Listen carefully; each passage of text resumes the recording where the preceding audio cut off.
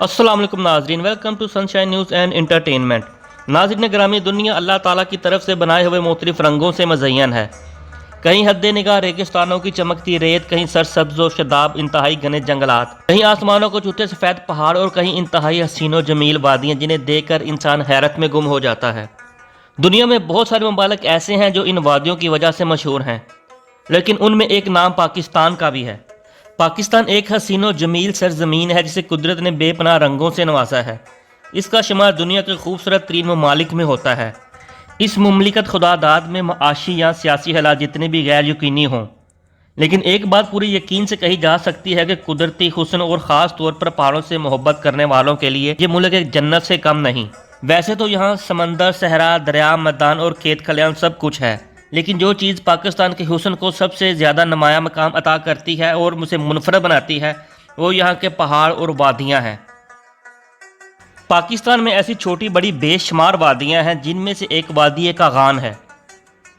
वादी कागान, जिसका हुस्न हमेशा से एक नई नवेली दुल्हन की मानिंद रहा है। पूरी दुनिया में स्विट्ज़रलैंड वाहिद मुल्क है जो अपनी हसीन और जमील वादियों की वजह से आलमी शोहरत रखता है। मैं कई मरतबा स्विट्ज़रलैंड गया हूँ और वाकई में अल्लाह ताला ने स्विट्ज़रलैंड को बेपनाह हुस्न अता किया है। लेकिन वादी कागान के हुस्न की क्या बात है। वादी कागान जो बालाकोट से शुरू होता है और बाबूसर टाप तक यह वादी फैली हुई है। इसका हर इलाका, कस्बा और गांव अपने अंदर एक दास्तान छुपाए हुए है। मैं 2000 से अब तक 21 बार वादी कागान की सैर कर चुका हूँ। पुरानी और अब की वादी में फ़र्क तो बहुत आया है, पहले से अब कहीं ज़्यादा सहूलियात मैसर हैं, लेकिन आज भी इस वादी के हुस्न में ज़रा बराबर भी फ़र्क नहीं आया। मैं अपनी आज की वीडियो में आपको इस वादी के उन मकामात के मुतालिक बताऊंगा जो इंतहाई खूबसूरत तो हैं, लेकिन इल्म ना होने की वजह से ज़्यादातर सयाह इन जगहों पर नहीं जा पाते। वादी कागान सूबा सरहद के हज़ारा डिवीज़न में वाक़िया है। वादी के शमाल में गिलगित, मशरिक और जनूब में आज़ाद कश्मीर और मगरिब में वादी सीरन और कोहिस्तान वाक़िया है। वादी कागान कश्मीर से मोलिक उन पहाड़ी इलाकों का हिस्सा है जिन्हें दुनिया की सबसे अजीम पहाड़ी सिलसिले हिमालय कहा जाता है। वादी कागान का सतह समंदर से सबसे कम बुलंदी वाला इलाका बालाकोट है और यह सतह समंदर से 3250 फीट की बुलंदी पर है।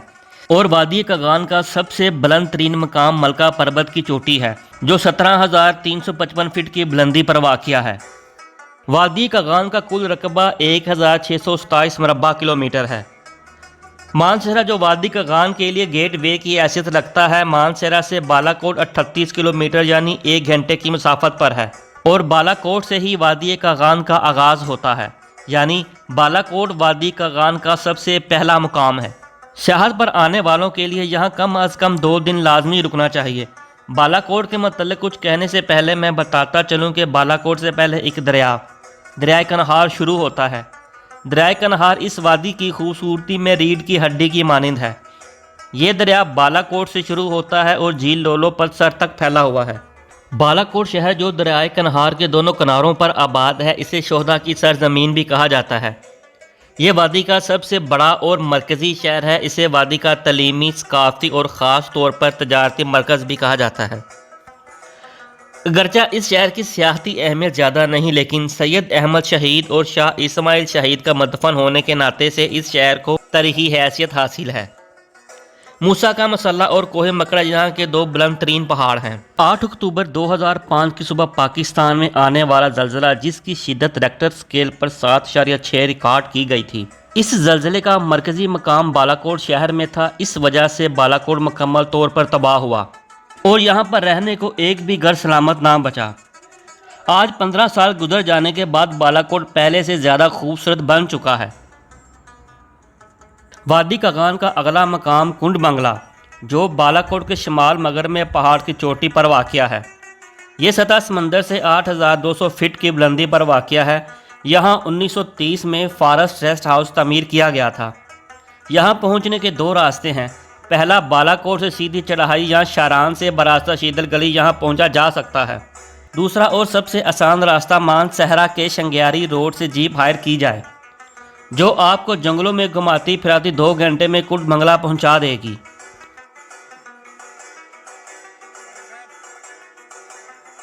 की वाई बालाकोट का तीसरा अहम तरीन मकाम है। یہ بالاکوٹ سے 22 کلومیٹر کے فاصلے پر اور سطح سمندر سے 8500 فٹ کی بلندی پر واقع ہے۔ یہاں کی آب و ہوا انتہائی خوشگوار ہے اور گرمیوں میں چند دن گزارنے کے لیے یہ ایک اچھا اور پرسکون مقام ہے۔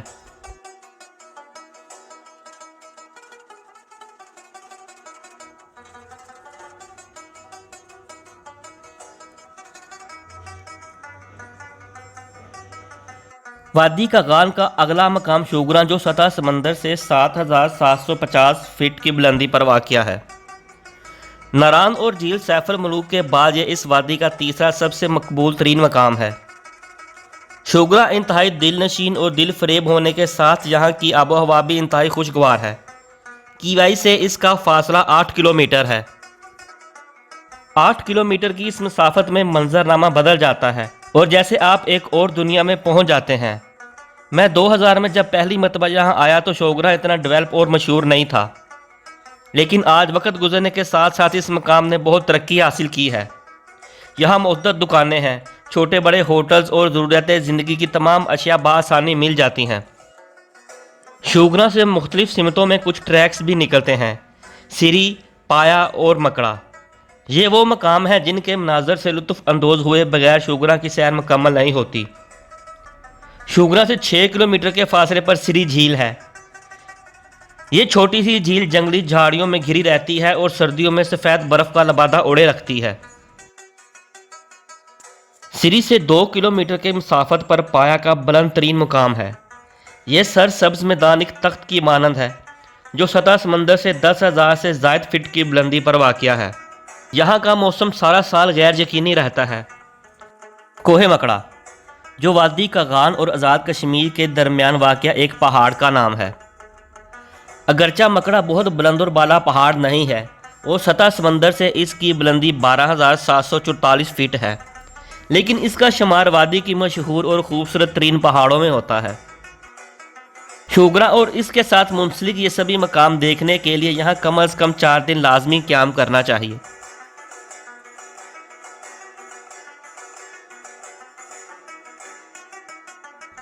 بالاکوٹ سے 27 کلومیٹر کے فاصلے پر پارس کا معصوم سا قصبہ آباد ہے۔ یہاں بالاکوٹ سے ناران جانے والی پبلک ٹرانسپورٹ اکثر چائے اور کھانے وغیرہ کے لیے وقفہ کرتی ہے۔ پارس سے مغرب کی جانب ایک روڈ جو شاران کو جاتا ہے، شاران جو کہ پارس سے 16 کلومیٹر کے فاصلے پر ہے اور یہاں جانے کے لیے جیپ ہائر کرنا پڑتی ہے۔ شاران وادی کاغان کے جنگلوں کے بیچوں بیچ ایک پوشیدہ پڑاؤ ہے۔ شاران کو شٹراں بھی کہا جاتا ہے، لیکن یہاں کے مقامی لوگ اسے شاران کہلوانا زیادہ پسند کرتے ہیں۔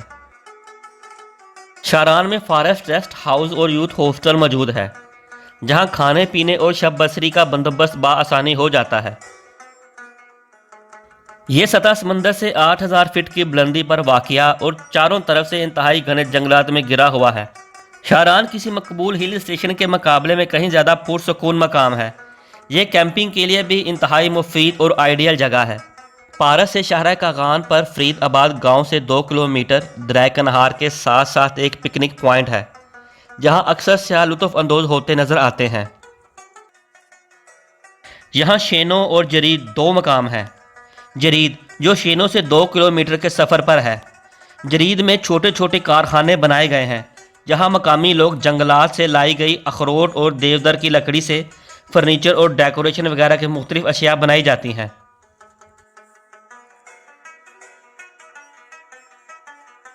جرید سے 3 کلومیٹر آگے وادی منور اور دریائے کنہار کے سنگم پر مہانڈری کا معصوم سا قصبہ آباد ہے۔ مہانڈری جو سطح سمندر سے 5,100 فٹ کی بلندی پر واقع ہے۔ بالاکوٹ سے اس کا فاصلہ 42 کلومیٹر ہے۔ مہانڈری خوبصورت ہے یا نہیں، اس متعلق میں کچھ نہیں کہہ سکتا، لیکن یہ وادی کاغان کا ایک اہم اور کافی آبادی والا قصبہ ہے۔ یہاں کے لوگ انتہائی سادہ اور ملنسار ہیں۔ یہاں آ کر زندگی پرسکون سی لگنے لگتی ہے۔